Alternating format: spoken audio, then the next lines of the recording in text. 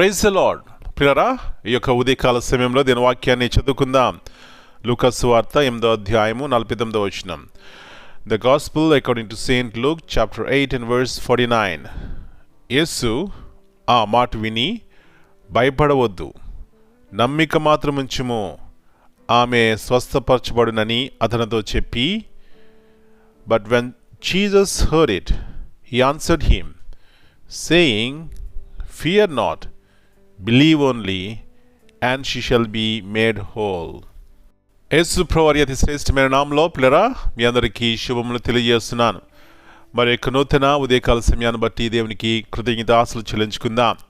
ఇక్కడ మనం చదవబడినటువంటి వాక్యమును చూసినట్లయితే, నమ్మిక మాత్రం ఉంచుము, ఆమె స్వస్థపరచబడును.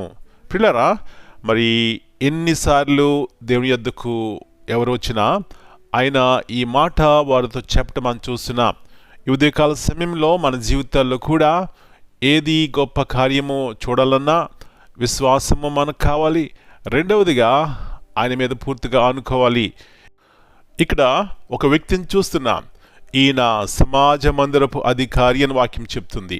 అధికారి అంటే ఒక హోదా ఉంటుంది, తనతో ఎంతోమంది పనిచేసేవారు ఉంటారు. ఈ విధముగా చూస్తే తనకి మంచి స్థాయి ఉంది.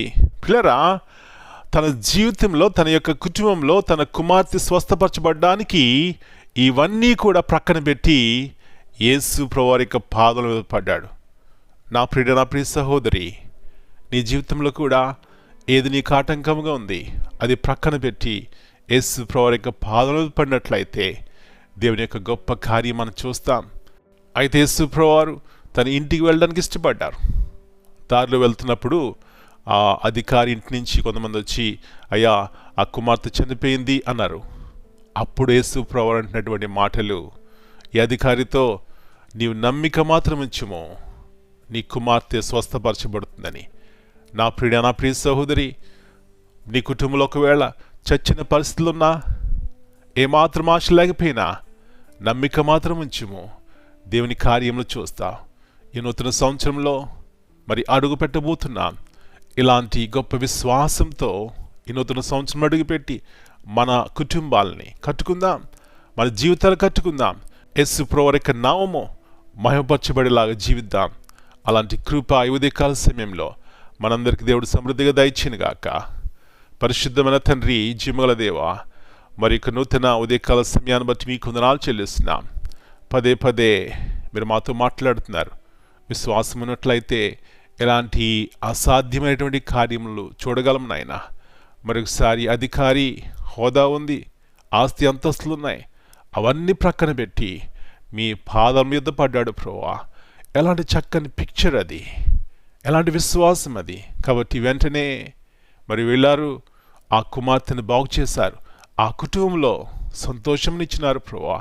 ఈ ఉదయకాల సమయంలో మా కుటుంబాల్లో, ఎన్నో కుటుంబాల్లో చచ్చిన పరిస్థితులు, నిరాశ నిస్పృహలు, సమాధానం లేని పరిస్థితులు, వీటి మధ్యన మీరు మాతో ఉంటే, మా కుటుంబంలో ఉంటే ప్రభువా అన్నీ చక్కబడతాయి. కాబట్టి సహాయం ఇచ్చేయండి. ఈ నూతన సంవత్సరం కొరకు సిద్ధపడుతున్నాం. ఇలాంటి ఆనందంతో ప్రభువా నూతన సంవత్సరం ప్రవేశించడానికి సహాయం ఇచ్చేయండి. ఆ అధికారి యొక్క ఇంటిలో దుఃఖం ఉంది, వేదన ఉంది, శ్రమ ఉంది, నిట్టూర్పు ఉంది. అలాంటి ఇంటిలోకి మీరు వచ్చారు, ఎలాంటి సంతోషం ఇచ్చినారు. ఇలాంటి కృపను మా ప్రతి ఒక్కరికి దయచేయమని మనం మీ చేతిగా అప్పగించుకుంటూ ఈ దినమంతా మీరు కింద భద్రపరిచి మీ ఆత్మ ద్వారా మమ్మల్ని నడిపించమని మీ యొక్క ఉన్నతమైనటువంటి శిలువ ప్రేమను బట్టి కృతజ్ఞతాస్తులు చెల్లిస్తూ పరిశుద్ధాత్మదేవుని యొక్క నడిపింపు ద్వారా మమ్మల్ని సర్వసత్యంలో నడిపించమని యేసు ప్రభువారి అతి శ్రేష్టమైన ఘనమైన నామమును బట్టి ప్రార్థన చేస్తున్నాను తండ్రి. Amen. God bless you all.